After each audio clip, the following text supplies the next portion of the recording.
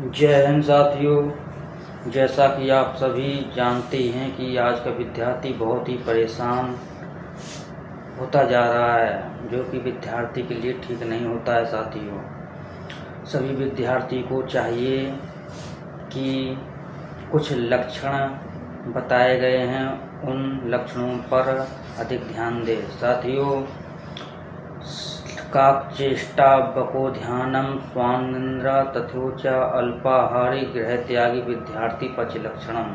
साथियों, हर विद्यार्थी का कर्तव्य होता है कि सदैव कोए जैसी चेष्टा बनाए रखना चाहिए। जिस प्रकार से साथियों कौवा जो होता है वह बहुत ही सूझबूझ तरीके से एक घड़ा के पास जाता है और उस घड़े पर बहुत ही दूरी पर जल मिलता है और उस जल को प्राप्त करने के लिए बहुत ही सूझबूझ का सहारा लेकर कौवा आगे को बढ़ता है। और एक समय ऐसा आता है कि जल घड़ा के ऊपर आ जाता है और अपनी प्यास बुझा लेता है। और उसी प्रकार से विद्यार्थी को भी कभी भी हार नहीं माननी चाहिए और सदैव निरंतर प्रयास करते रहना चाहिए। और जिस प्रकार से कौवा सफल होता है, उसी प्रकार से विद्यार्थी भी अपने लक्ष्य पर एक दिन सफल अवश्य होगा।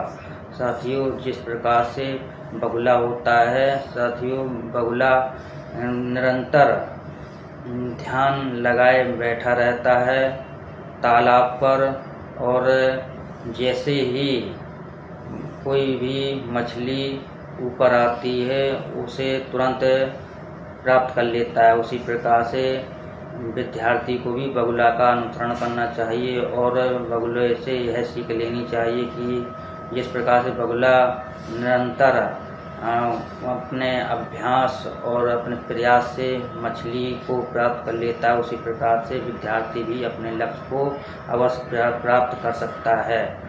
साथियों, प्राप्त इसलिए कर सकता है क्योंकि विद्यार्थी के लिए कोई भी चीज़ संभव होती है यदि वह निरंतर प्रयास करता है। जिस प्रकार से साथियों अर्जुन अपने लक्ष्य पर सदैव ध्यान रखते हैं और उससे केवल मछली की आँख नज़र आती है, उसी प्रकार से हर विद्यार्थी को केवल उसको लक्ष्य ही नज़र आना चाहिए।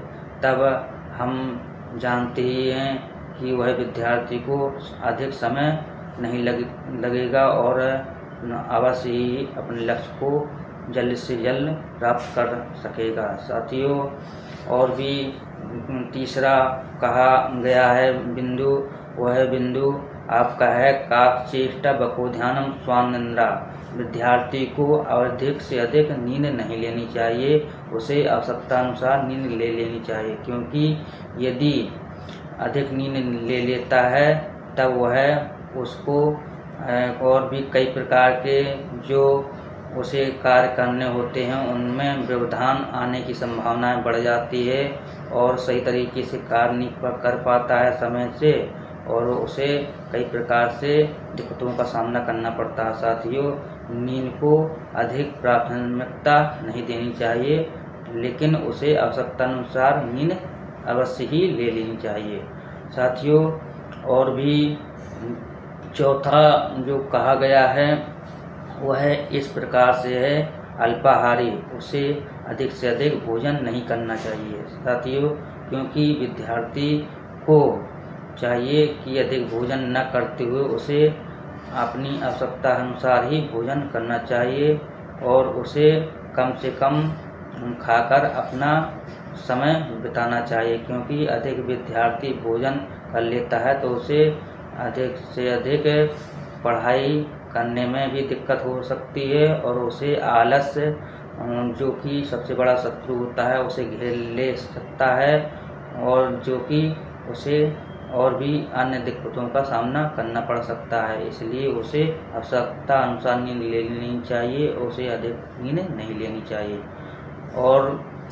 और भी जो लक्षण बताए गए हैं उन लक्षणों में एक आता है आपका गृह त्यागी। साथियों, गृह त्यागी का मतलब यह नहीं होता है कि आप अपने घर परिवार को ही छोड़ दें, लेकिन इस विषय पर केवल इतना ही कहना उचित होगा कि हर विद्यार्थी को चाहिए कि सादा जीवन बिताए और सदैव अपने लक्ष्य पर नज़र बनाए रखे और उसे बहुत ही जो नेगेटिविटी संबंधी विचार व्यवहार वातावरण में जो भी चल रहे हैं उनसे बचकर रहे, दूर रहे, क्योंकि यदि उन वातावरण के व्यवहारों से आप ग्रसित हो जाते हैं तब वह आप अपने लक्ष्य से अवश्य भटक सकते हैं। इसलिए साथियों, हर विद्यार्थी का कर्तव्य भी बनता है कि अधिक से अधिक सुख सुविधा के चक्कर में न पड़े और अपने लक्ष्य पर ही सदैव ध्यान रखे। छोटे छोटे उद्देश्यों को मिलाकर ही लक्ष्य बनता है। यदि आप छोटे छोटे धीमे धीमे गति से निरंतर कार्य करते हैं तब भी आप एक अच्छे जल्द से जल्द अपने मुकाम तक पहुंच सकते हैं। जय हिंद साथियों।